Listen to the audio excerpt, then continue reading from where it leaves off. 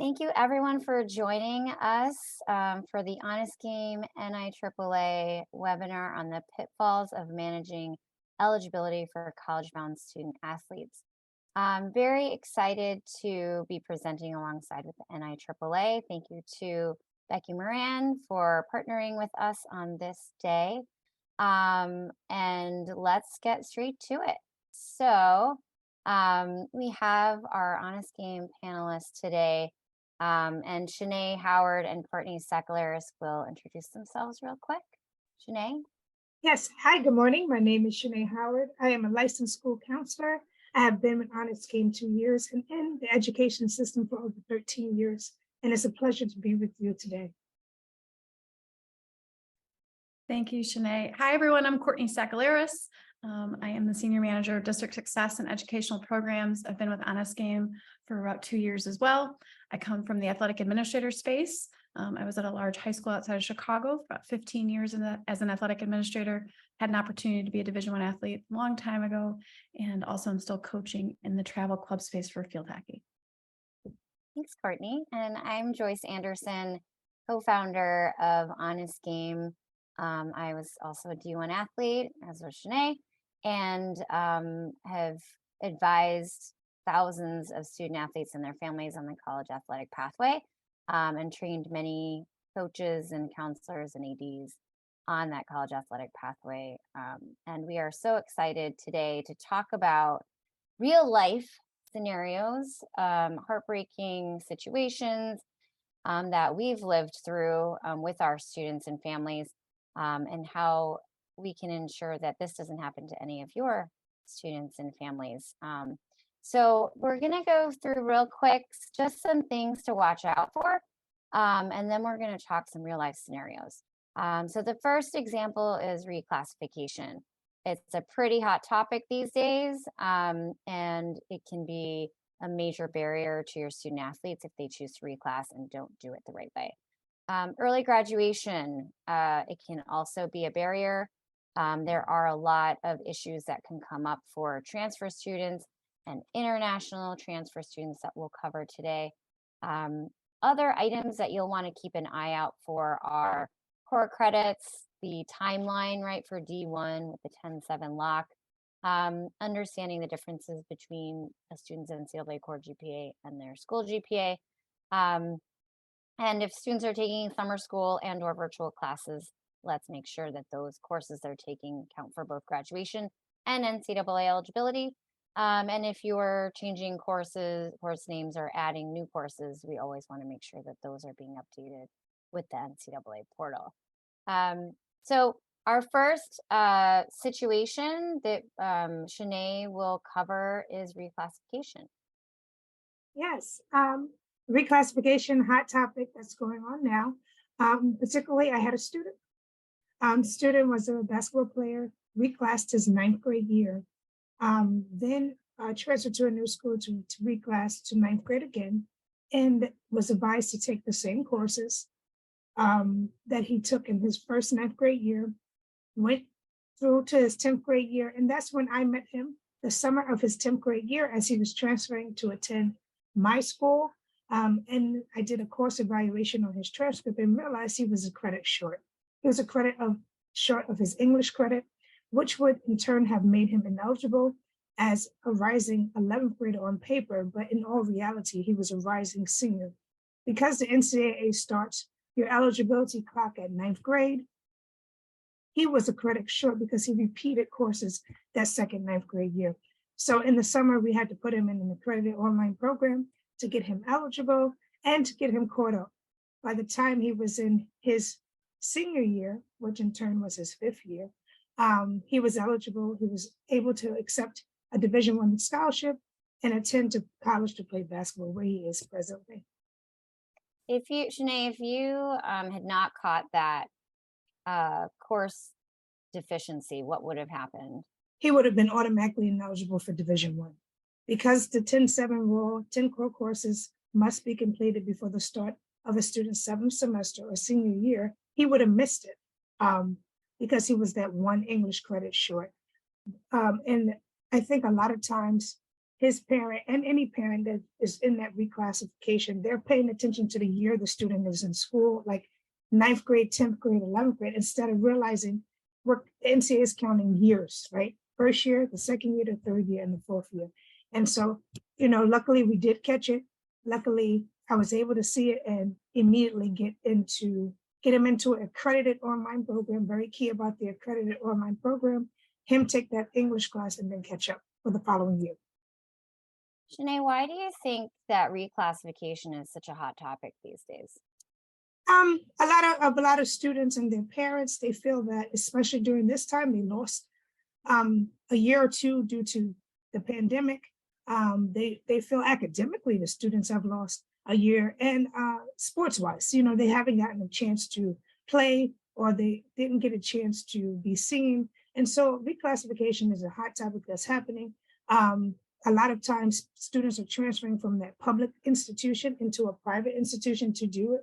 And that's where the gap happens. That's where the lost in credits are being seen, because a student is just jumping and parents are not paying attention to the credits that may or may not have been taken prior. Yeah, and I think also with the transfer portal being open and the extra COVID year of eligibility, it's harder or students are feeling like it's a lot harder to get seen coming right out of high school. So they think if they wait another year, they'll have a better shot, which may or may not be true. But what they need to do is make sure that they're not retaking the same classes when they reclass. And if they are, then they need to make sure they're checking and taking additional coursework. Right. Absolutely. Absolutely. The high school student athlete is very, low on the totem pole. But however, if they are getting recruited, you want to make sure they're eligible, because you don't want a factor to take them away from getting that one offer or that spot that they are up for. So them being eligible, being in the appropriate courses is going to be key. Yeah, staying on top of that eligibility count, understanding the timeline with the 10-7, especially, for D1, and allowing students to showcase, right? Like, hey, I know what I'm doing. Maybe I'm behind, but I know I need to take an extra course, so don't worry.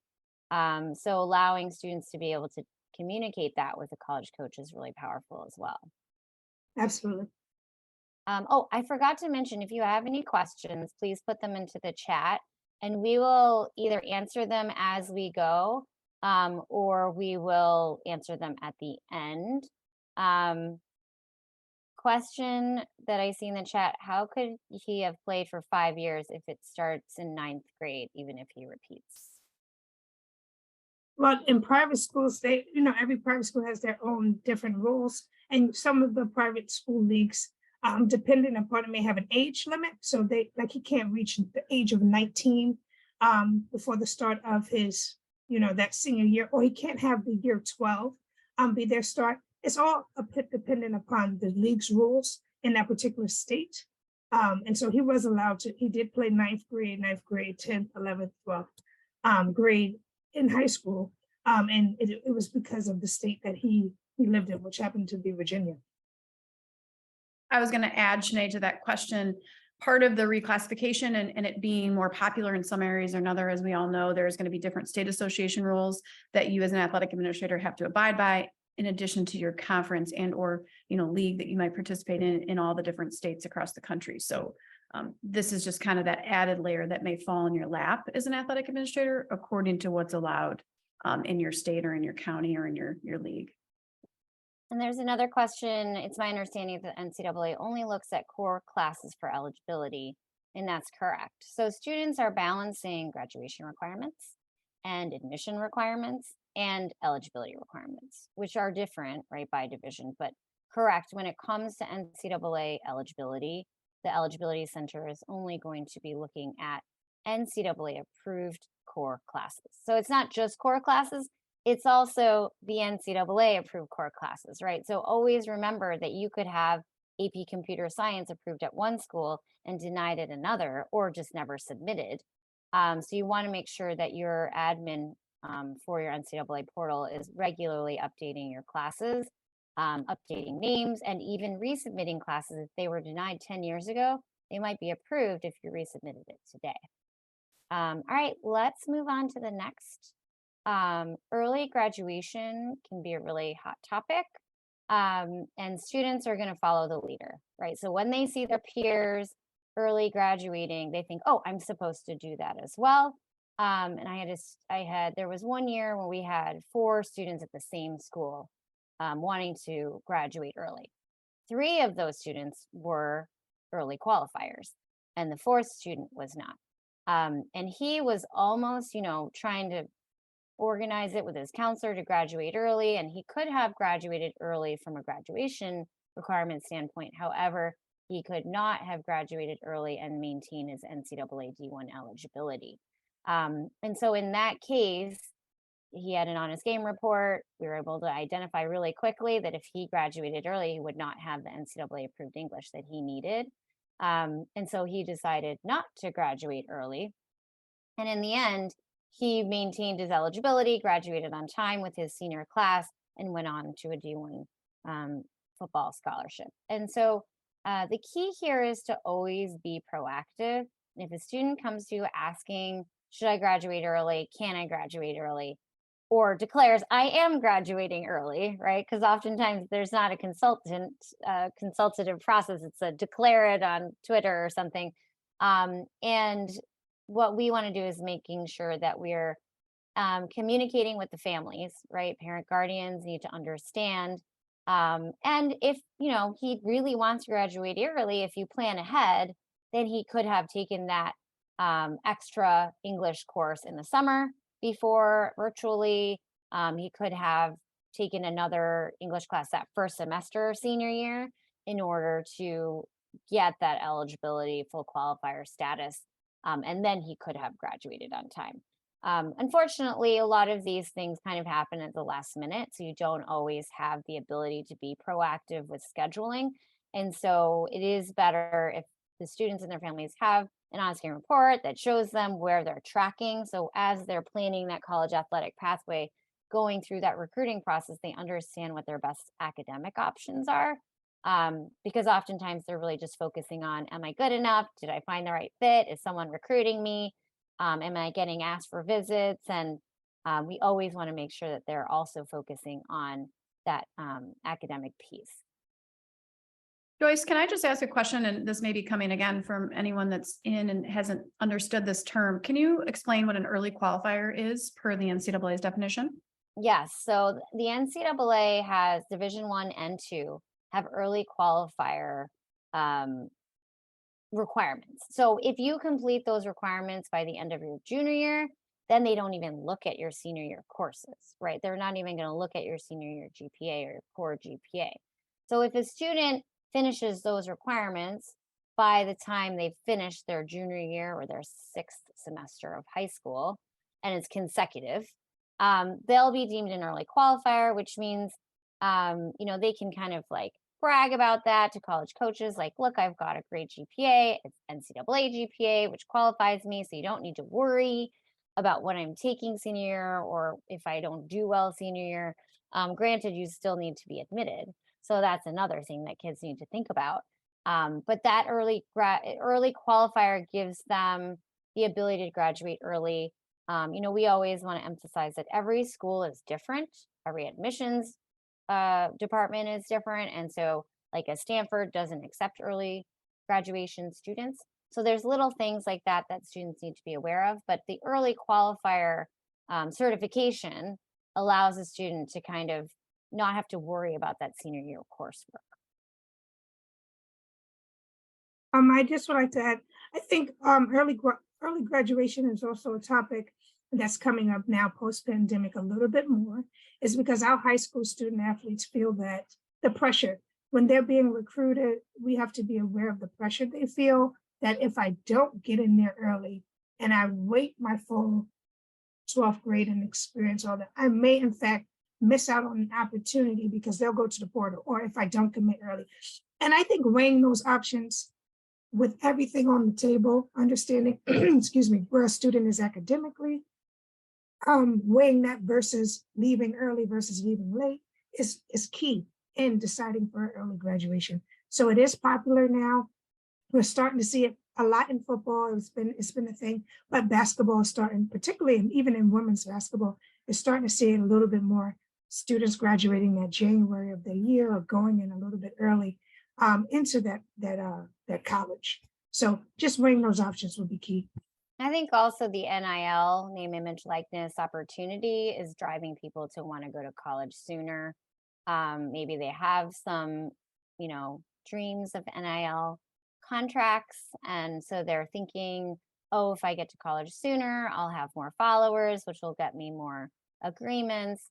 And so there's a lot of little complicated things. Now, some states, I think it's 28 or 29 states now approve NIL for high school student athletes.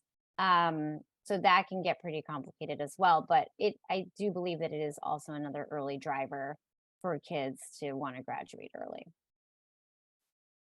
All right, let's move on to transfer students.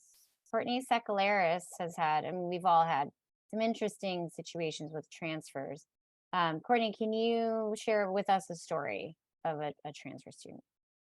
Absolutely. I think transfers, I will say from the athletic administrator space, the hard part, which is why this becomes complicated for NCAA eligibility, is when a student arrives in our building and we are aware of the transfer situation, we are naturally first and foremost wanting to make sure we are following our state association rules as it pertains to transfers, which obviously vary vastly across the country. And then second, we are, scrambling with a counselor to make sure the student is enrolled in the appropriate level and graduation requirements. So that last piece of NCAA, depending on the student's ability or potentially where they land with us, is something that we may think about doing later. And I bring this example to the forefront to know that if this is this should be step right there with navigating classes for the student athlete. First and foremost, you may be getting an athlete now that is averaging 2 to 3 high schools. We do not want to have an opinion about why that student is transferring. We just want to be able to assist them. So that can be moving from public to private. That can create some issues with courses that have been taken. And then we can talk about moving state to state and what that looks like for some of those math and science requirements. So the example that comes to my head is in regards to a student athlete that originally started at the school that I was at, left our school to go to a private school, and then came back. In that situation, there was grade issues. So, student induced performance issues, and then classes that were not taken that were going to, be working for NCAA core classes, some religion classes and some electives. So immediately we needed to see where that student was at. The student was actually also coming in as a senior. So first and foremost, did they meet the 10-7 rule? And essentially they did. And then where are we going to get them well, both first and second semester? So it can take a moment. It can also take a lot of double checking to make sure. In this student's particular situation, we were in a situation having to do with additional courses. So foreign language was not taken at that private school. So that is an area that we were short. And then in terms of state eligibility, had to get the student enrolled in amount of classes to be able to participate in the high school season, to be able to begin to showcase the talent. And then shortly into that fall season, the student had multiple, up to 15 offers from large Power 5 schools. So that next step was making sure that virtual school was accepted by the NCAA and fell into the right core course category for the student. So again, I was very fortunate that I had a lot of resources, and at the time was using Honest Game to have sort of that extra buffer on my side. But I think talking to everyone here is making sure you're going through that checklist really quickly. Again, it's hard because we're managing 3 separate sets of requirements: state eligibility, graduation requirements, and then NCAA. On top of what I will say is something that's very complicated and did come across in this situation was collecting that transcript from that private school. So there was some not great feelings there from the student coming there, and there was a financial obligation. So that situation really impeded this family and what we needed to do to collect those transcripts. So this was a 3 to 6 month, sort of continue to figure out a solution for that student athlete. And I know I'm not the only person on this webinar that has walked through this.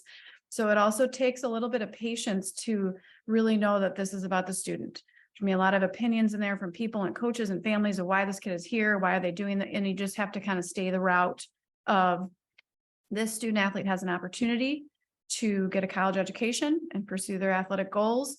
And we need to find the best path forward to do that. So I do think that that part from the athletic administrator side is, using those skills to continue to keep the student at the center, right? But managing all the outside, lots of loud noise from the outside to figure out what that looks like. So Joyce and Shanae both have dealt with this in a multitude of different sports and schools. I don't know if I've forgotten anything that might be helpful for everyone to know. I would add that, inconsistencies of GPAs can be very confusing. And right, every school has maybe a different grade scale. And so a 70 may count something different letter grade wise than an 80, or then a 70 could be a C in one school and a B in another school, or a D in another school. And what students don't understand is this NCAA GPA that we talked about earlier. It's different, right, from your school GPA. And so you're going to pull the classes you took at your old high school that are NCAA approved and calculate those along with the courses that you're taking at your new school that are NCAA approved. So it is something that, for ADs, coaches, counselors, when you have new students coming in, and really they don't have to be Power 5 student athlete to be, potential college athlete. And so we want to make sure that we're tracking and pulling those transfer transcripts as soon as possible, so that we can do this proactive evaluation. Because again, clock's ticking, and if we don't realize this problem until they come in for the NLI National Letter of Intent signing day, right, and it might not be until the April signing day, and then suddenly there's no time left. And we've had situations like this time and time again where when we were working at our schools, students came out of the woodwork.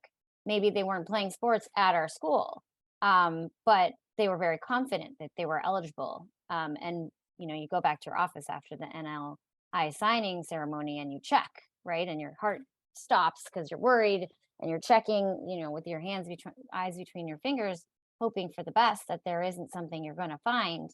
But if you do find something, then you try to next, what do we do, right? How can we support? How can we ensure that this student athlete can still take that, ginormous scholarship that they were offered, and or take the spot that they were offered, right? Shanae, did you have anything to add on the transfer?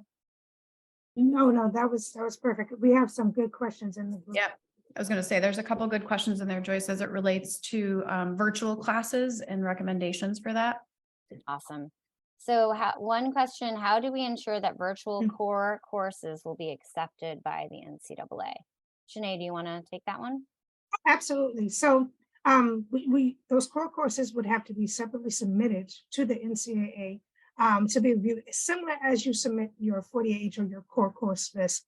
The program or organization that you will be using would have to go through the NCAA's review process on their non-traditional courses. They call them non-traditional courses. You may call them distance learning, online, virtual, remote. They've gotten so many names over the last 3 years, but starting September 1st, they're actually going to do individual processing of those courses to make sure.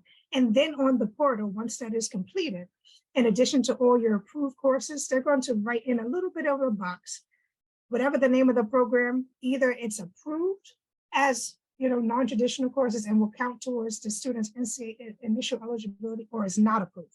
Obviously, we want them to be approved. And that is something, that we as at Honest Game, we specialize in making sure, you are using the right program, or giving options of certain accredited programs. We know, because all of us have experienced so many different schools, we use so many different online platforms, suggesting those for you. So that's how it gets approved. Yeah, and one thing we always want to emphasize is, as a partner with schools, we're not changing your curriculum. We're just helping to ensure that what your school is offering is getting the proper credit approvals with the NCAA, so that as your students are taking courses at your school, they're getting the appropriate credit. And I think that, with the waiver, right, the COVID waiver allowed for any virtual learning to be approved, and now that's going away. And so schools need to just be very cognizant of, student needs to take an additional course. We'll just sign them up for virtual to ensure that they've got their graduation requirements. let's make sure that virtual class also counts for the NCAA so they don't have to double take courses. Joyce, there's a question really quickly. Can you address weighted GPAs as it relates to how it's listed in the NCAA in your portal? And then how do you calculate that GPA? Yeah, every school's account with the NCAA is going to list the grade scale. If it doesn't, you'll need to update it with them. And again, you'll need to have current NCAA portal admins to do so. So check your portal for your school, make sure you've got the right admins selected, because we've got a lot of high turnover these days at schools. And so the person who's supposed to be getting the emails that there's an issue or you have a task might not work at your school anymore. So you want to make sure that's updated. And then if you have a course that has both regular and honors level, you'll want to make sure that in your course list of approved classes, there is an H or an AP next to that course name to ensure that that student's going to get that extra weight on the GPA. If a school does not offer a weighted GPA, the student does not get an NCAA weighted GPA. And so that's something key that students need to understand. They might take honors geometry at one school and then transfer and take honors chemistry at another school, and they'll get weighted for the old school's course, but not weighted for the other. So that leads me into another question. How does the NCAA calculate a GPA when you've got courses taken at one school and another school? So each course is taken alone, depending on, right, they calculate it based on where you took it. So number one, is that course approved at the school? Check, yes. Number two, is that course weighted at that school? Check. And then what is the quality point based on the grade school at that school? And then how many units did that course earn at that school? So it's based on the transcript that's provided. So student has to have the school, all the schools they've attended, submit official transcripts to the NCAA Eligibility Center portal, which is an online situation now. You just, as the admin for that school, upload students' transcripts. And so they go one course at a time, school by school, weight by weight, grade scale by grade scale. Then they add it all together and create that NCAA GPA. So it is quite tedious when you've got transfer students, especially if they've gone to multiple schools, because every time you've got to check the course the student took and against what school they went to when they took that class and the name of the course. So if you're teaching women in economics, but that hasn't been submitted to the NCAA for your school, your student may not be getting credit for that until you go ahead and submit it, and then they will get that half credit or full credit for it. We have another question. How are colleges handling the variances in the way that schools and districts gave grades during COVID? Like some schools gave all A's and some schools gave no grades and some schools let students stay wherever they were. Shanae, do you want to answer that one? Sure. I guess they're handling the best way they can. But in the COVID, every year since COVID, the NCAA has put out separate regulations on how to review grades. So in 2019, that 2019 to 20 school year, there was COVID regulation rules that said if your school gave just a PF, they will give you the equivalent of a 2.3 GPA. The NCAA will give you that, no lower than that. And if that improved the student's GPA, they would give you the 2.3. But if it hindered the 2.3, they would give you they would keep the grade the same. It was it is a little bit complex because each year since then they've changed it. So every year your student has been into school, especially if they're a COVID student, they started in 9th grade. Each year so far they've had different rules, and those regulations will be evaluated per transcript per student based off that year. So presently, like this year, there are regulations circulating around the number of courses a student can use towards their initial eligibility if they're starting school as a fall 2023 school. So I say all this to say, obviously I would have to have case by case, but what the NCAA is doing is each year based on the regulations that they put out for those academic, qualifications and requirements, they will be evaluating that student's initial eligibility against that. And all of these years, there were no SAT scores, so we don't have to use that. It's literally all based on the grades. And they're taking it school by school, situation by situation, based on their general guidelines. And all of that is online. Yeah, and each school has the ability to submit information to the NCAA portal that will be then tied to their school. Sometimes it's like hidden and you can't see it, but the NCAA knows about it for that school. And sometimes it's right up on the public portal.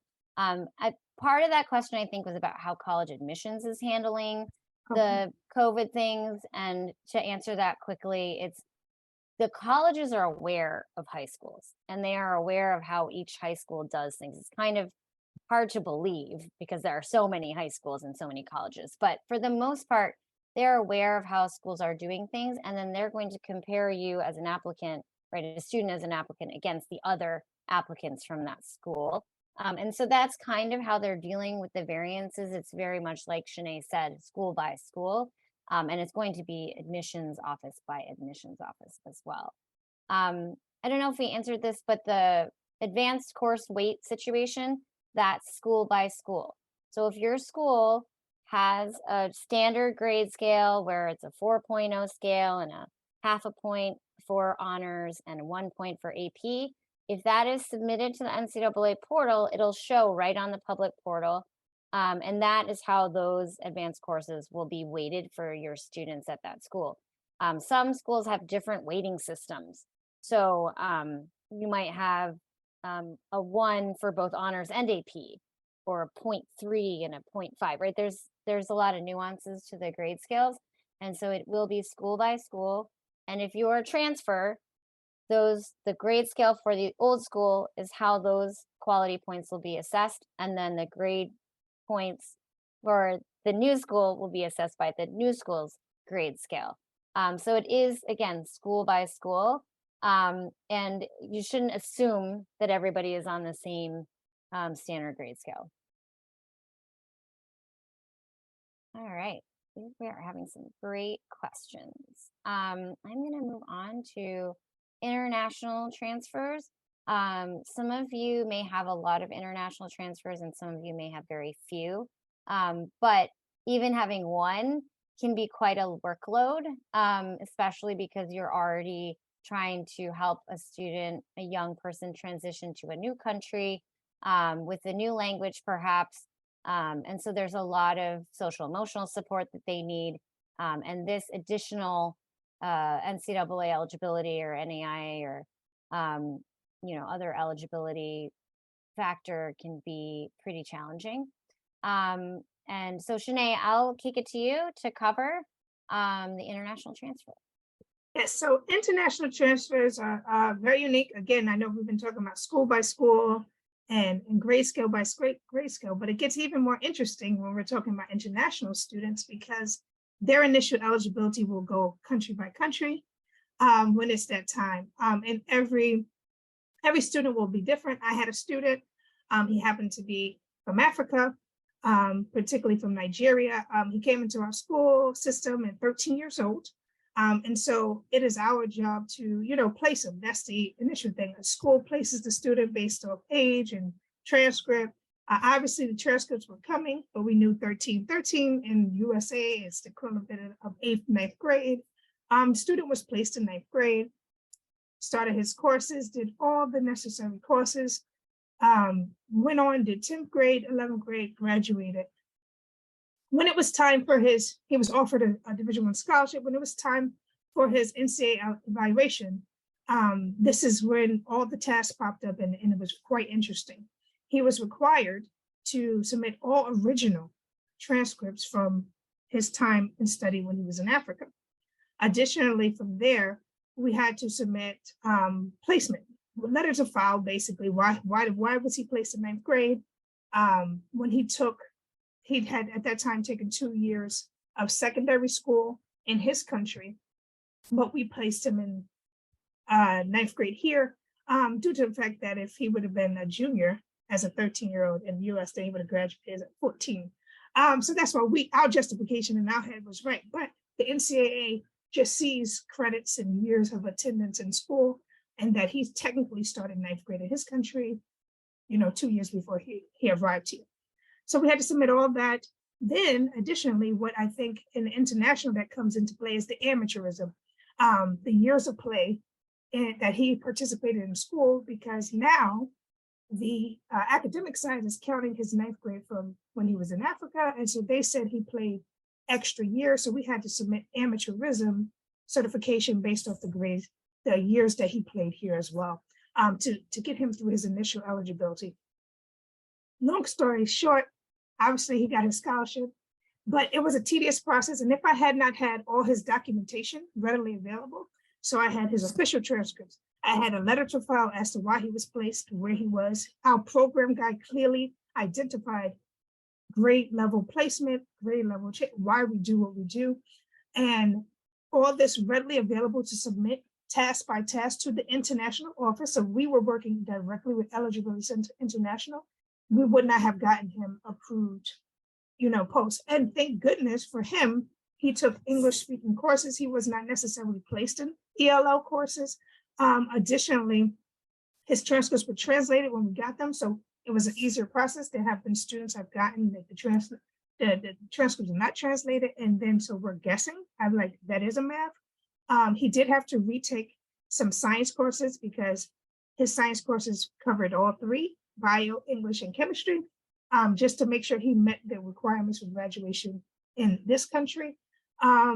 And we had to submit all this, right? All this paperwork had to be in his file. So his file was a little bit bigger than our average students' file. And additionally, the school that ended up recruiting him did have to submit a waiver for his playing eligibility. So he was certified academically. And then they decided to say, since he played an extra year, he would lose a year on the back end in his NCAA. So he had to get a waiver because of that, because, and which it was easy because it was approved, because they wanted him to be basically graduating at 14. And we were like, hey, he wasn't. So, but we had all that paperwork. And I think the key thing that I learned with him, he was my first one, is that the eligibility requirements, they started by using his international grades first. So to complete his initial certification, the only grades that they used from America was his sophomore year. So I didn't tell him that, but in his head, if he looked at it later, the other 2 years didn't even matter for him. He was qualifying from 2 years in Africa and then here. But it just showed me again to make sure that we're documenting, making sure you have original transcripts of the international students is key, because they will ask for it. And then if you're at the present school, you are able to submit that on behalf of it, but you still need that contact with whoever that former school is, if you can get it. It is very difficult when you're dealing with international. Yeah, I had a student who was from Syria via Lebanon. So he had taken classes in both Syria and Lebanon and then came here. And he was put into ELL classes immediately when he arrived. And at that school, ELL was not approved for English at all. And we submitted for levels 3 and 4 because they were higher level, more analytical, more reading, and those were accepted. But he was short. Even with all of that, he was short. And so in the end, the college that he was going to was just, so committed to him. And they really believed in him. And he showed the effort. He tried to retake the ACT. He tried, to take online classes. And so they had like a body of work to support a waiver. And he got a letter from his counselor kind of explaining his story. And he was able to go on to play Division I, to be a wrestler.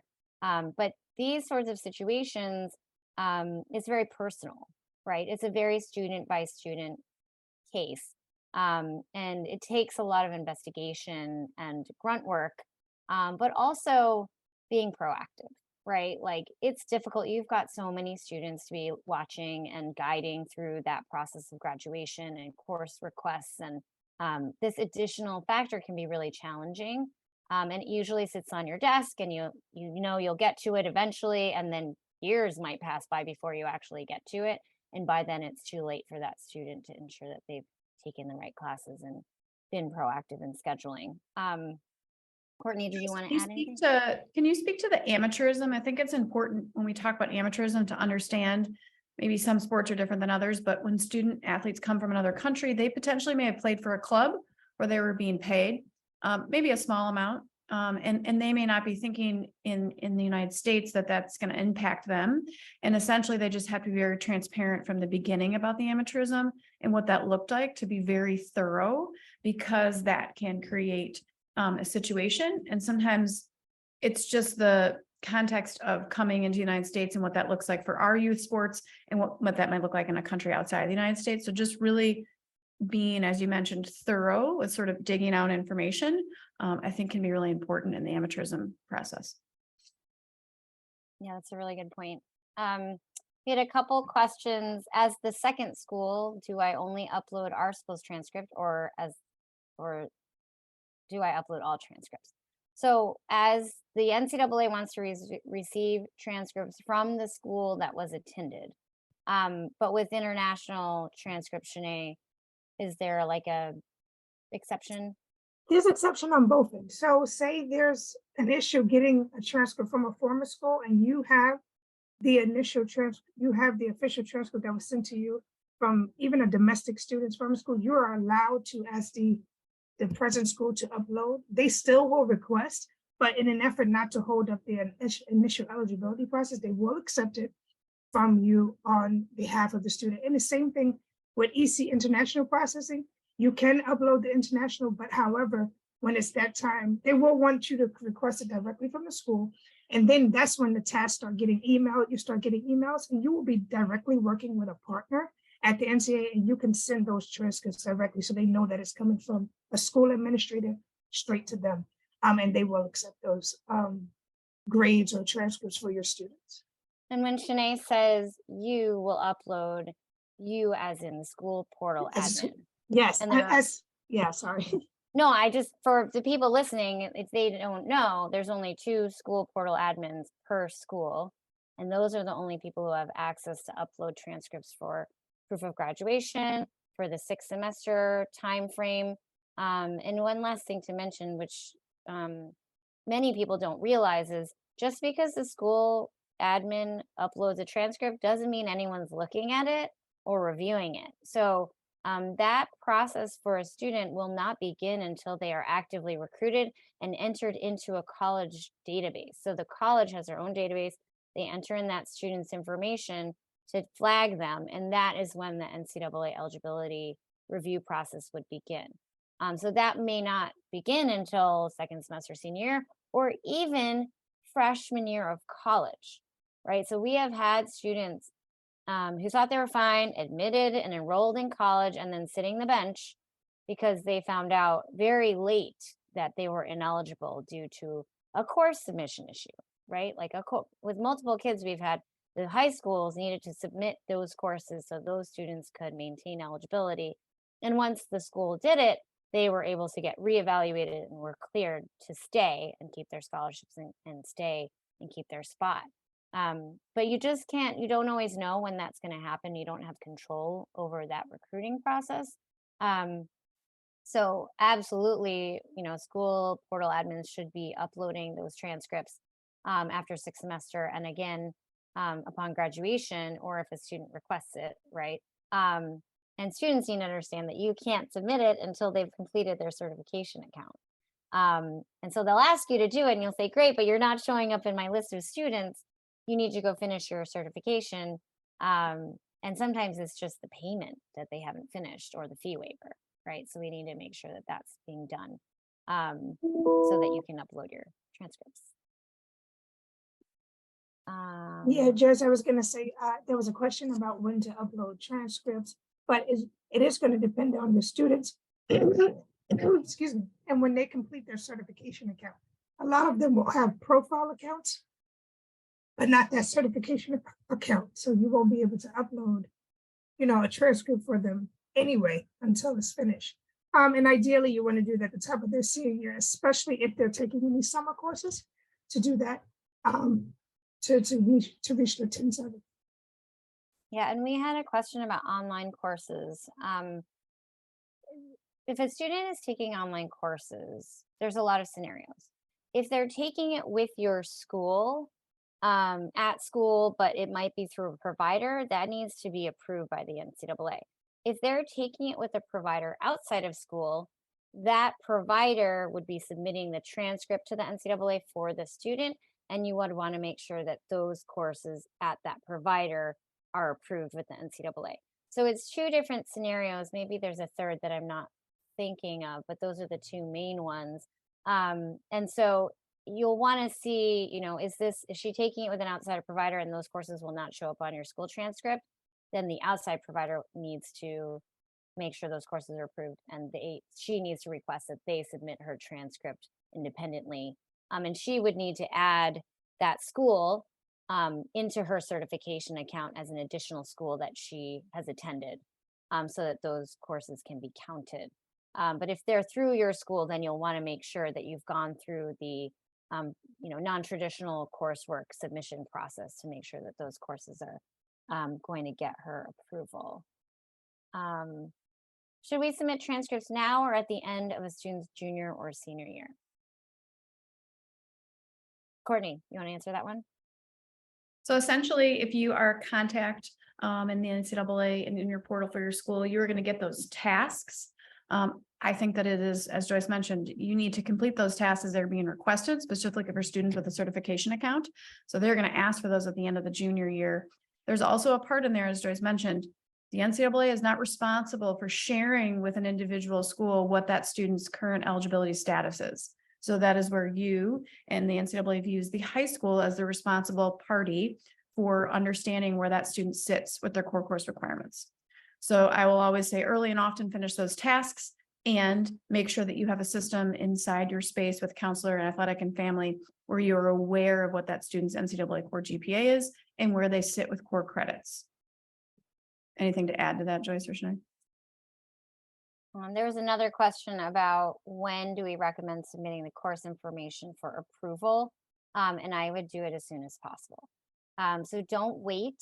You want to get your courses added in anytime there's a name change, anytime you know that there's a new course added.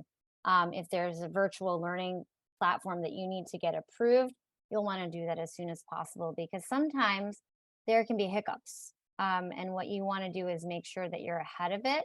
And if for some reason that online learning platform and curriculum is not approved, that student will know sooner what she needs to do to kind of recoup that credit that she was taking online that didn't get approval.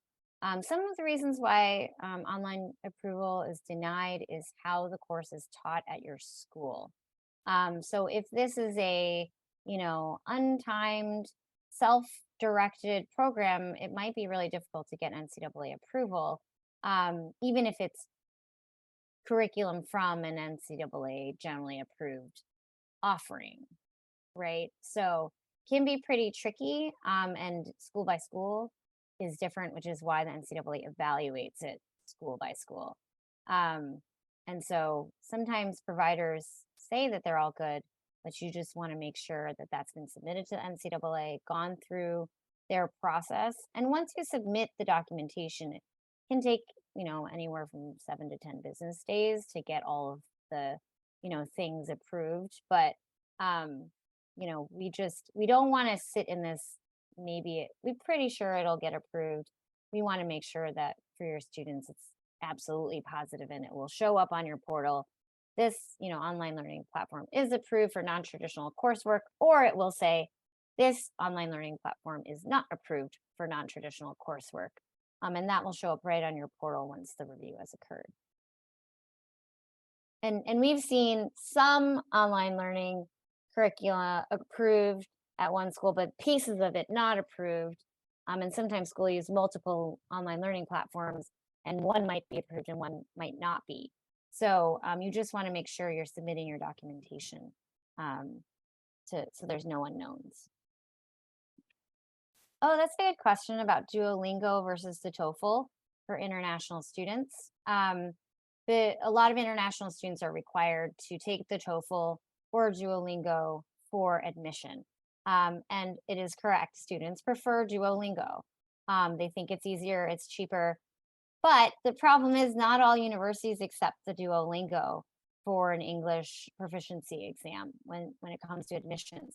And so you'll have to talk to your students about checking to make sure the schools they're applying to accept both Duolingo or TOEFL. And if they don't accept the Duolingo, they may still have to take the TOEFL, even though they've already taken the Duolingo and paid for it. I've definitely had students worried about taking the TOEFL because they're worried they're not going to pass. And they just keep putting it off and putting it off. And you just have to emphasize to them that the sooner you take it, the sooner you'll know. And then you'll have time to retake it if you need to. The cost can be really intimidating as well on the tests. And so we just try to emphasize preparation. And we look at their grades and, the likelihood of them passing, and just trying to provide encouragement and build that confidence for them. Joyce, we have a question which might kind of help us towards as we start to wrap up and share some resources about us as we go through this, but just noting that one comment that was in there, we can address that in a moment. Yeah, thanks for the time check. We tend to go over, but we do have, one common issue that Courtney can cover briefly is students that are high achievers. And so Courtney, do you want to cover that? Absolutely. This happened pretty recent to me in my last year as an athletic administrator. I had a senior student athlete who very high GPA AP student. But as we know, there is a lot of entrance exams, kind of leveling for kids as they come out of the middle schools that flow into some of our public and private schools. The student just did poorly on an English and reading test. And so that freshman year, they took the English that was recommended. Family stood behind that. They wanted the student to be supported. But as the student matured, they quickly graduated out of what was essentially a co-taught transitional English right into an AP track.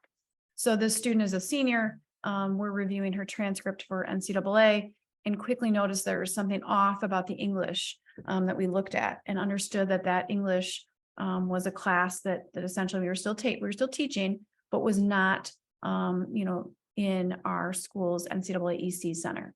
So a couple things we needed to do. One, we needed to navigate how we were going to submit the course and with a name change and with the level that it was being taught. And then two, have a backup plan for that student who had missed an entire unit of English that freshman year. So I think it's important to remember that just in terms of tracks that students may be on, and or as a lot of schools are detracking and students are not placed in honors right away, or they're kind of, students can grow educational wise and what they're capable of doing, just like they can grow athletically. So making sure that we are not dismissing, that's a 4.0 student, we're good. Sometimes those students are also taking a lot of electives if they can, right? To kind of enhance where they're excited to get into business or get into, any kind of fine arts. So being really keen that school GPA does not denote double checking everything you needed to check for those AP and honor students as well. Yeah, we had a couple questions on how you can help your students track their eligibility. And why doesn't the NCAA provide this for students? The key things here are, academic eligibility is required, right? In order to take a scholarship, compete, be admitted, roster, practice, and even engage with NIL. And the sooner you're tracking this, the better. The NCAA does not provide this tracking system because it is so school by school. And they worry that if they provide a tracking system, it's going to be wrong and then they'll get sued. They actually worked on creating a calculator for students and decided not to do it because their legal department basically said no. I sat on the NCAA High School Advisory for a couple of years and really learned how they do things. And they really believe the responsibility is on the schools to be tracking this for students.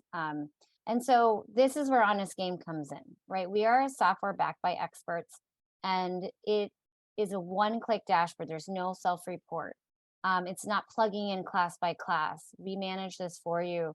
And you just click in as a school staff member and see your student roster and see their eligibility color coded. You can sort by D1, you can sort by GPA, you can sort by grad year. And this is designed to give a in-progress report term by term, credit counts, NCAA GPA, and also provides additional education for your families on what D3 and JUCO means and what NAIA opportunities are. And in the end, it's about academic fit on top of that athletic fit. So we are happy to answer a few more questions before our time is up. I think there was a question I on, think it was a question about concurrent classes, and I'm assuming it's dual enrollment classes as well. yeah, Shanae, do you want to answer that one? I'm trying to find it. Hold on. How do concurrent enrollment courses that are being taught on campus at high school need to be recorded on the transcript? Yeah. They need to be recorded the way that that course is listed in your NCAA portal. So if it's a dual enrollment course and on the transcript it says DE English Comp 111, that course name needs to be submitted to the NCAA portal to be accepted as a NCAA approved core course. Now, if you list that course and you transfer it on the transcript to be honors, English 12 with a DE coding, then on the NCAA portal, it needs to be listed as honors English 12. So it really comes down to the way that class is being listed on your school's transcript for that student. Another question we have is, what are recommendations about recruiting services? Are they helpful or worth it? We have no official stance on recruiting services. We do believe that student athletes should be managing the process on their own. And we'll be launching some new products later this year with tools that put that power in the students' hands so they can understand how to email a coach, or the one-page resume or profile that they can provide. Because college coaches that we've talked to hundreds of college coaches, they want to hear from your student directly. They don't want to hear from mom and dad. They don't want to hear from a service. They want to hear from the student.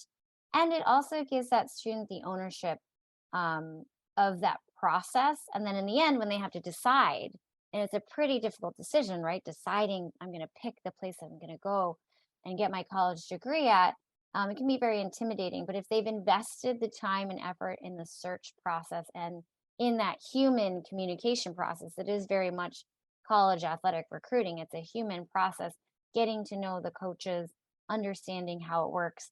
When we work with our school partners, we provide timelines. We can provide educational training programs to educate your families on how to do this process on their own. We've absolutely given presentations where student responded a couple days later, thanks so much, I already got an offer at a D3 program, or I already set up a visit because of the steps that I learned from your educational program. Families really appreciate that extra kind of guidance, and there's a lot of information out there online that is not necessarily to be trusted, unfortunately. And we believe in bringing you all the best information so that your students and your staff can help make those best decisions. Shanae, Courtney, is there anything else you want to close out with today? I think in terms of what we're handling and what falls in our lap as athletic administrators in our current time is our families, our students, our coaches are leaning to us to have all the answers. I think of what someone just asked. How do we handle recruiting? What does that look like? But we know that we are high school based athletic programs. So first and foremost, our athletes are students first. And I say that not to be, kind of cheesy in that space with that saying, but it is very important to understand the academic piece is the foundation for any student athlete moving on to any college opportunity at any level. So when you are able to center that in your athletic department philosophy around that, and then support it in terms of sharing academic eligibility transparently with your families and your athletes, that next step in recruiting is going to be a different footprint for each athlete, but you are sharing the same resource for every kid. So that part I think is extremely important and does take a little bit of that pressure off of you. No one on this call and this webinar today wants to level set kids. We want to let them know where they stand as a student. And then that athletic ability piece, let's leave that to our coaches and experts in the college space. They're going to know where kids stand. So I think that's really important. And that would be my addition.